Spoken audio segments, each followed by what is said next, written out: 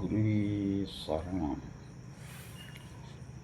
ஒரு குருவை அடைவது எப்படி என்பதை இந்த காணொலியில் பார்ப்போம்.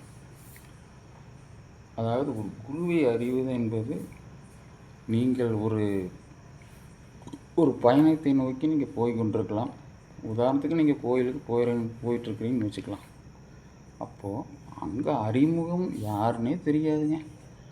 அவங்க உங்களை தெரிஞ்ச மாதிரி பேசுவாங்க. இந்த மாதிரி நிகழ்வுக்குள்ள இருந்துங்க, இந்த மாதிரி ஒரு செயல் நடந்துச்சு. அப்போ அதுக்கு என்ன ஒரு நிகழ்வு இருந்தாலுமே அதுக்கு உங்களுக்கு ஒரு செயல்பாட்டுக்குள்ளே அதை வர்ற மாதிரி உங்களுக்கு பேசுவாங்க. எனக்கு எனக்கு இப்படி நடந்ததுங்க, இந்த மாதிரி நடந்தது. ஏதோ ஒரு நிகழ்வுக்குள்ளே அவங்க சொல்லுவாங்க. நம்ம கோயில் போகும்போது அந்த கோயிலுக்குள்ளே ஒரு இறைவனை காணும்போது ஒரு மனதில் உணர்வுக்குள்ளே பார்த்திங்கன்னா ஒரு ஒரு ஒளி பார்த்த எப்படி ஒரு பிரகாசத்தன்மையோ அந்த மாதிரி உங்களை பார்த்தோன்னா அவங்களுக்கு தோன்றும். அப்போது அவங்க ஒரு நல்ல ஒரு வார்த்தைகள் 4 வார்த்தைகள் பேசுவாங்க. அப்போ அது பார்த்திங்கன்னா உங்களுக்கு ஒரு ஆசிரியர் ஒரு மாணவனுக்கு எப்படி பாடத்தை கற்பிப்பாரோ அந்த மாதிரி நிகழ்வுகளை அவங்க சொல்லுவாங்க. இது ஒரு வகையான நிலைங்க. அப்போ 2வது நிலையில் பார்த்தீங்கன்னா, நீங்கள் ஒரு பயணத்தை மேற்கொண்டு போயிட்டே தான் இருக்கிறீங்க. வாழ்க்கைங்கிறது ஒரு பயணம்தான். அப்போது அந்த பயணத்தில் பார்த்தீங்கன்னா பல நிகழ்வுகள் நடக்கும். உதாரணத்துக்கு பார்த்தீங்கன்னா, நீங்கள் எப்போவோ பார்த்த நினைவுகள்னால் இப்போ நீங்கள் ஒரு ஊருக்கு தொடர்ந்து போயிட்டு இருக்கும்போது நீங்கள் அவங்க நீங்கள் அறிமுகம் இல்லாத ஒரு முகம் உங்களுக்கு தென்பட்ட பிறகு உங்களை பார்த்தோம்னா வெகு நாள் பழகின மாதிரி பேசுவாங்க. அப்போ உங்களுக்கு நீங்கள் உதாரணத்துக்கு பஸ்ஸில் போயிட்டுருக்கிறீங்கன்னா, நீங்கள் நின்றுட்டு வர்றீங்க ஒருத்தர், சார் நீங்கள் உட்காருங்க, உங்களை உட்கார வச்சுட்டு அவங்க எந்திரிச்சு நின்றுக்குவாங்க. பார்த்தீங்களா? அப்போது இது நம்ம எங்கேயோ பழகின மாதிரி நம்மளுக்கு ஒரு ஆச்சரியத்தை ஏற்படுத்தக்கூடிய சூழ்நிலை உருவாகலாம். இப்போ மேற்கொண்டு போயிட்டே இருந்தீங்கன்னா, உதாரணத்துக்கு உங்களுக்கு 2வது ஒரு பசி ஆகுது.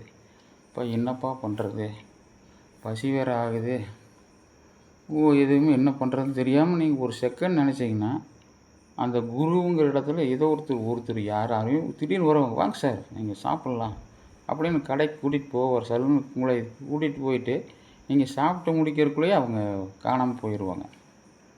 புரிஞ்சுங்களா? அப்போ இது என்னென்ன உங்களுக்கு ஒரு ஆச்சரியமாக இருக்குது, என்னப்பா வந்தார், வாங்கி கொடுத்தாரு, உடனே போயிட்டார். அப்போ உங்களுக்கு ஆச்சரியமாக இருக்குது.